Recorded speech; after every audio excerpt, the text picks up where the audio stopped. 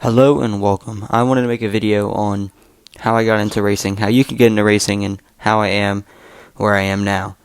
I have a race tomorrow, so I'll be making a race overview video on that within next week. But this video is just overall going from the first time I ever hopped in a go-kart till my last league race at Cohen Speed. So let's get into it. It all started when I went go-karting with my dad, two friends and their dads at NOLA Motorsports Park in Avondale, Louisiana.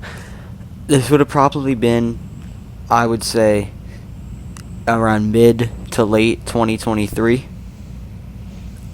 I never been go-karting before. I went there. It was really fun. It was a bit weird then. They literally ran the adult carts along with the junior carts there, so all of our parents were in adult cars. We were in juniors. My dad T-boned me, and I had my ribs hurting for over a week.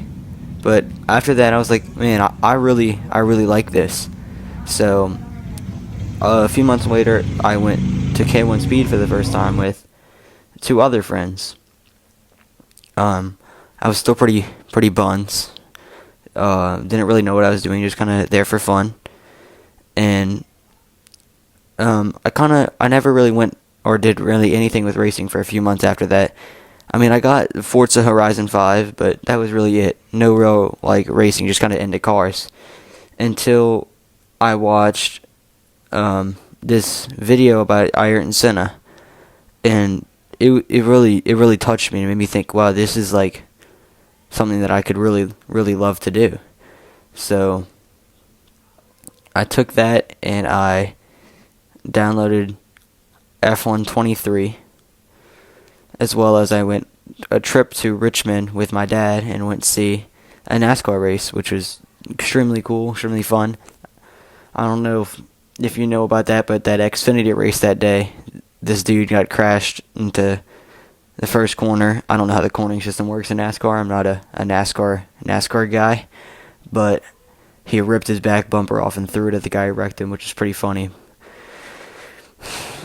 But anyway, I went karting with 13 of my friends for my birthday in April of 2024.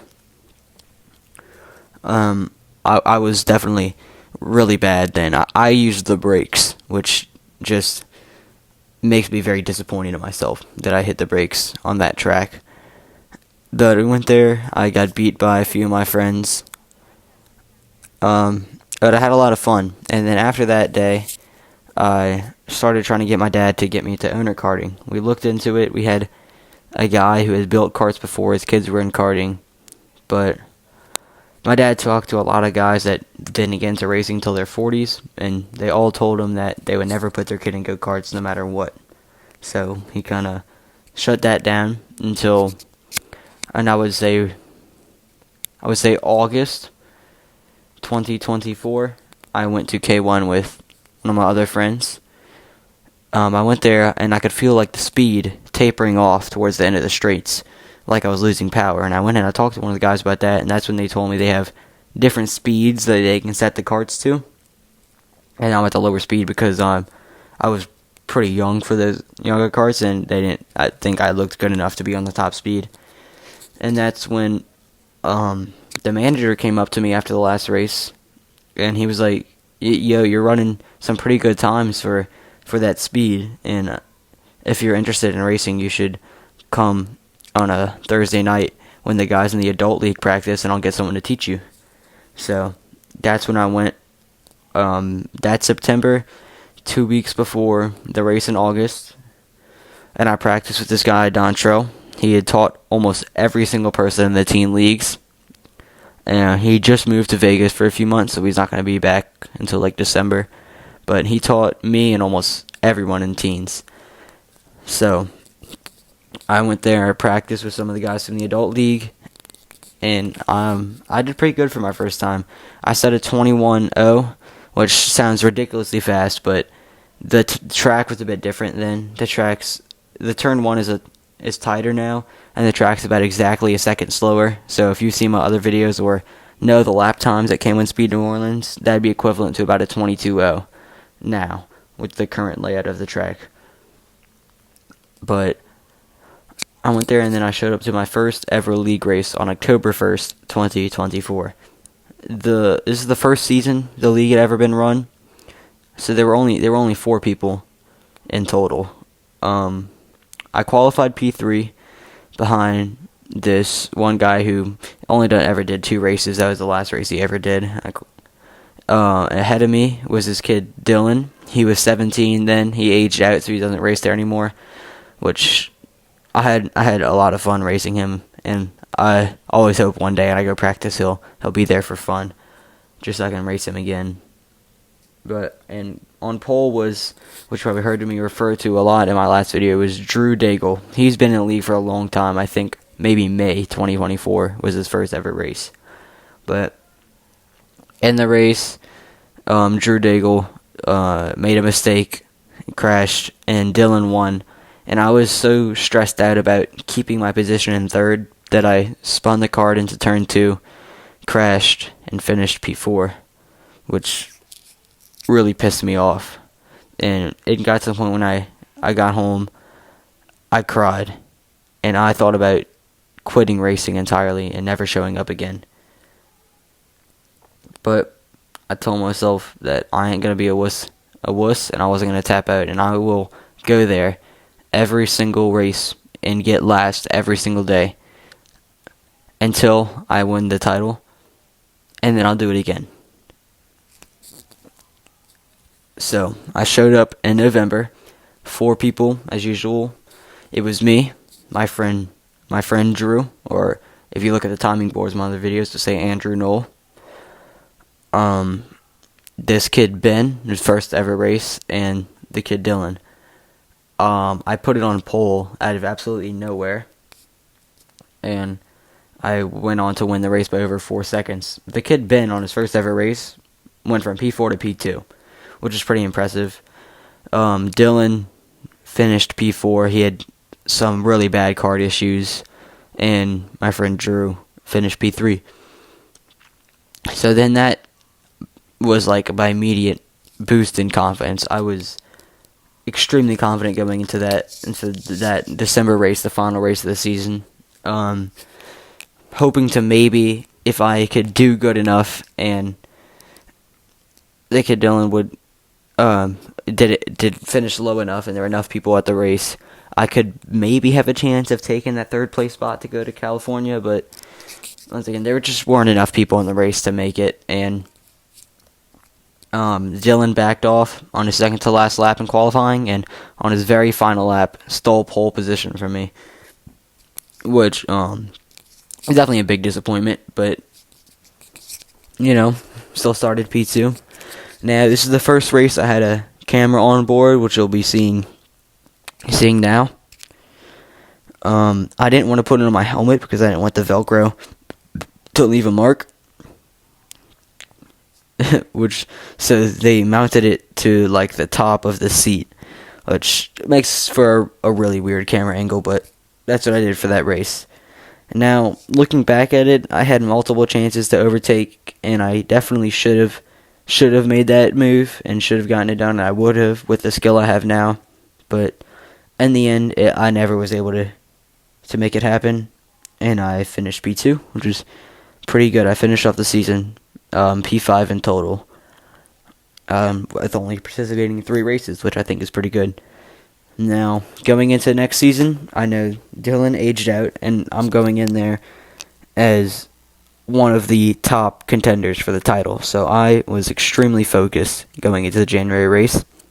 But then this kid, Calvin Cooper, showed up.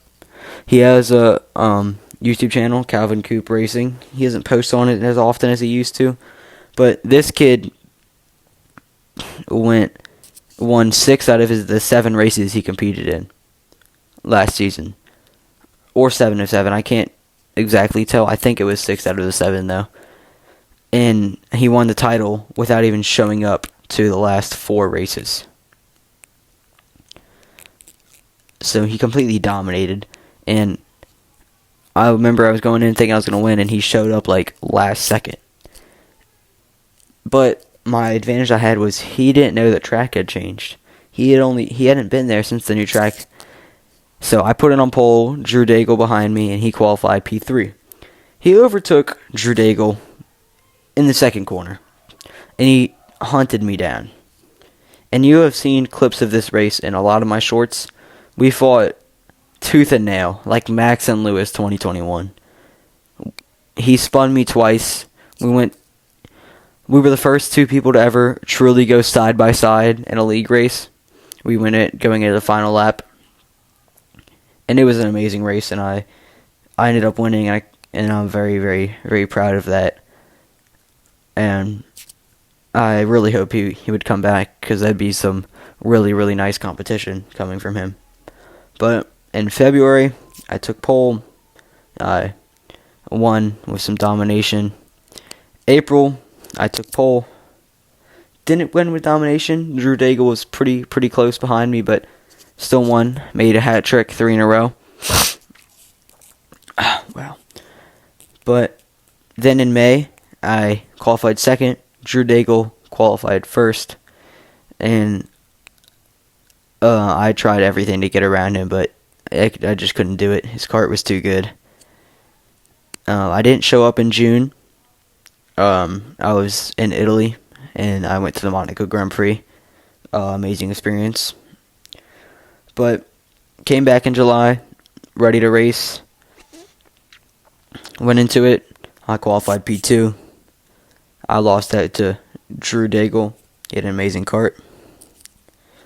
Then I went into August, and I qualified P4. I was like freaking out. I had never started any lower than P3 on the grid. And P3 was way back last October, my first ever race. I never started this low.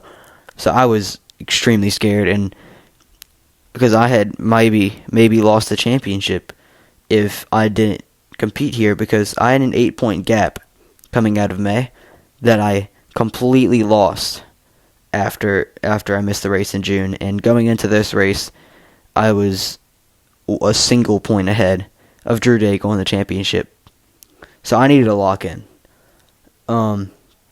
which I did. I locked in. I got past Drew Daigle on the first lap, and I tried my best to overtake this girl Bethany, she did this out of nowhere. She had usually been finishing between P4 and P6, but she qualified P2 out of nowhere, took the lead, and lost it again to my friend Drew.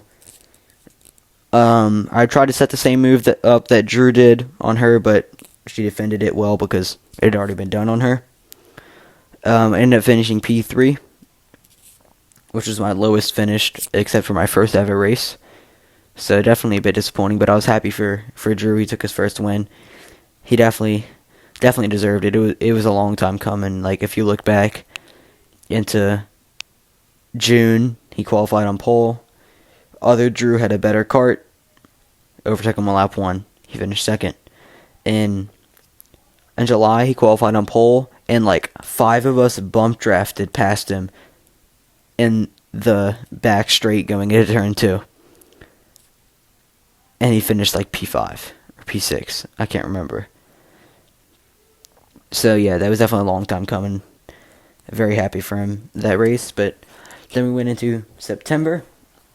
Definitely was a bit worried going into this one. I had a 3-point gap in the standings, but with that win, Drew had moved up to only just 5 points behind me. So now we're looking at like a 3-way title battle going into September. And I qualified P2. The guy that qualified ahead of me was this kid Ben, who I mentioned before, raced in November, and that was the only other time he ever raced. He's also the only person here who's completely self-taught, which is extremely impressive. But he qualified on pole. I was talking to him before the race, trying to teach him how to defend a bit because he doesn't know all that yet. And I ended up taking the lead into turn 1, and I won my first race since April. That brought my gap up to 6 points ahead of Drew Daigle in the standings because he finished P4. And I feel really bad for my friend Drew, who had a horrid kart in qualifying, qualified P7, got up to P6, and then was spun round and ended up finishing P7, so he's pretty much out of the running for the championship this year. It would take like a miracle bigger than what Max needs to win the Formula 1 title this season. But that's my whole career so far. As I said earlier, race tomorrow. I'm going to make an overview video on that. And I'm going to make a season recap video after the December race on top of a race overview. But overall, if you're looking to get into karting for relatively cheap, go to your local rental karting track, see if they have leagues. Do the leagues if they do. It's very fun and great experience. There's a lot of people usually involved that truly love the sport and are willing to help you. So, with that, thanks for watching. Please like and subscribe to help support me so I can try to get into racing. And peace.